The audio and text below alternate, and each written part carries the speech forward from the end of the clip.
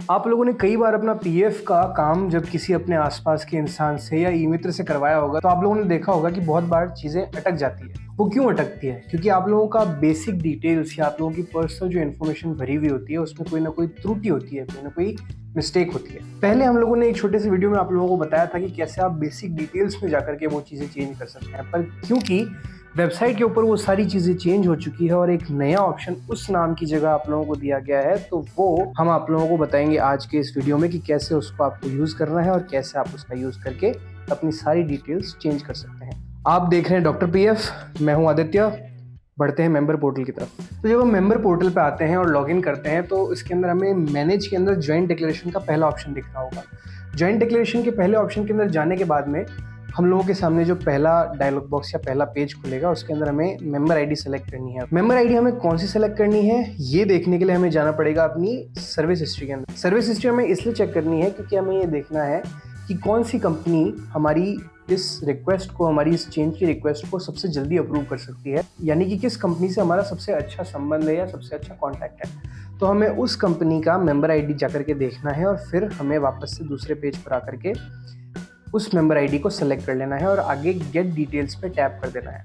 Gate details पे tap करने के बाद में हमारा पहला स्टेप जो है वो हमारे सामने खुल जाएगा, जिसके अंदर हमें जो मेजर बड़ी पर्सनल डिटेल्स हैं हमारी, जिन्हें हमें चेंज करना है या जो हम चेंज कर सकते हैं, उनकी डिटेल या उनकी लिस्ट यहाँ पर दे रखी होगी। अब हमें यहाँ पर सिर्फ हमारे क्लाइंट का नाम और डेट ऑफ बर्थ चेंज करनी है, तो वो हम यहाँ पर बैठ के इसको चेंज कर देंगे। अब चेंज करने के बाद में हम लोगों को दिखेगा कि यहाँ से हम लोग नीचे आते हैं और हमें थोड़ी सी एक्स्ट्रा डिटेल्स भी देखने को मिलती है जो कि सर्विस डिटेल्स है। नीचे जो सर्विस डिटेल्स हैं वो हमें नए अपडेट्स के थ्रू ईपीएफओ डिपार्टमेंट ने अवेलेबल कराई है कि पहले हम ये इजीली चेंज नहीं कर सकते थे, लेकिन अब हम ये डिटेल्स भी इजीली चेंज कर सकते हैं, जो कि हमारी सर्विस से रिलेटेड यानी कि हमारे काम से रिलेटेड जो सारी जानकारी है वो भी अब हम धीरे धीरे थोड़ा थोड़ा करके चेंज कर सकते हैं। अब हम नीचे जो प्रोसीड करेंगे, प्रोसीड करने के बाद में हमारे सामने सेकंड स्टेप खुलेगा। सेकंड स्टेप के अंदर जो ऊपर लिखा हुआ है अपलोड डॉक्यूमेंट्स, यानी कि अब हमें इस स्टेप के अंदर, दूसरे कदम के अंदर, दूसरे पड़ाव पे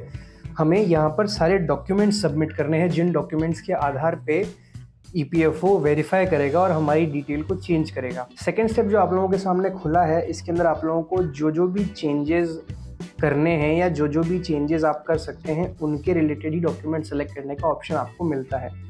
जब आप यहाँ पर जाकर के सेलेक्ट करके देखेंगे तो आप लोगों को दिख जाएगा कि कौन कौन सी डॉक्यूमेंट्स हैं जो कि आप यहाँ पर सबमिट कर सकते हैं, अपलोड कर सकते हैं उस चेंज को अप्रूव करने के लिए। ये पेज जो हमारे सामने खुला है, इसके अंदर सबसे ऊपर नोट आपको दिख रहा होगा जिसमें लिखा हुआ है कि मैक्सिमम 2 MB की PDF साइज फाइल ही अलाउड है, यानी कि 2 MB से ज़्यादा बड़ी फाइल अगर आप सेलेक्ट करके अपलोड करना चाहेंगे तो वो नहीं अपलोड होगी।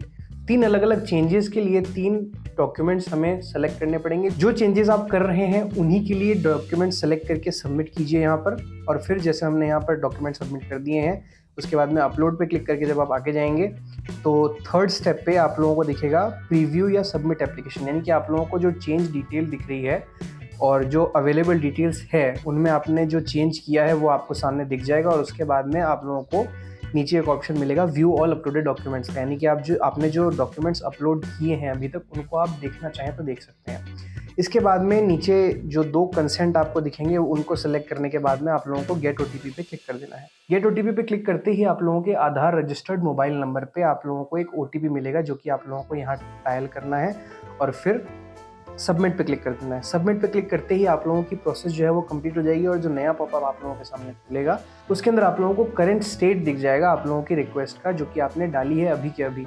जैसे कि यहाँ पे सामने लिखा हुआ है पेंडिंग एट एम्प्लॉयर, यानी कि ये जो रिक्वेस्ट आपने डाली है ये एम्प्लॉयर के साइड पे जाकर के पेंडिंग है। अब वहाँ से वो लोग जब अप्रूव करेंगे तो ये डिटेल्स आपकी चेंज हो जाएगी। तो इस वीडियो में हमने हमारे क्लाइंट के उदाहरण के थ्रू ये दिखाया कि बेसिक डिटेल्स जिसको अब जॉइंट डिक्लेरेशन के नाम में चेंज कर दिया गया है उसके थ्रू कैसे अपनी आसान सी, साधारण सी जो डिटेल्स हैं, जो इन्फॉर्मेशन है उन्हें चेंज कर सकते हैं। ज़्यादा डॉक्यूमेंट्स भी नहीं लगते हैं और ज़्यादा समय भी नहीं लगता और सबसे आसान तरीके से ये प्रोसेस कंप्लीट हो जाती है। लेकिन कई बार इन चीज़ों में दिक्कतें आती हैं। आप लोगों को भी ऐसी बहुत सारी दिक्कतें आती होंगी जहाँ पर आप लोगों की प्रोसेस कंप्लीट नहीं हो पाती होगी, या आप लोगों का क्लेम नहीं लग पाता होगा, या और भी बहुत सारी दिक्कतें पीएफ से संबंधित आप लोगों को मिलती होंगी। उन दिक्कतों का निवारण करने के लिए हमारी कंपनी आप लोगों के लिए समर्पित है, इसीलिए हमारी कंपनी का नाम है डॉक्टर पीएफ कंसल्टेंसी। इस YouTube चैनल के अलावा हमारी एक वेबसाइट भी है जिसे हमने नीचे डिस्क्रिप्शन के अंदर डाल दिया है। उस वेबसाइट पर जाकर के हमें कांटेक्ट कर सकते हैं। आप कांटेक्ट करके हमें अपनी समस्याएं बताइए, हम उनका निवारण करेंगे। अब आप डिस्क्रिप्शन तक अगर पहुंच ही गए हैं तो थोड़ा सा ऊपर आकर के सब्सक्राइब का लाल कलर का बटन दिख रहा होगा, प्लीज़ उसे दबाकर हमें सपोर्ट कीजिए। और नीचे ही सब्सक्राइब के पास में लाइक का बटन भी दिख रहा होगा। अगर आप लोगों को ये वीडियो पसंद आया तो प्लीज़ इस वीडियो को लाइक कीजिए। यदि आपके पास हमारे लिए कोई सुझाव है या कोई सवाल है तो प्लीज़ कमेंट्स के अंदर उसे लिखिए। धन्यवाद, मिलते हैं अगले वीडियो में।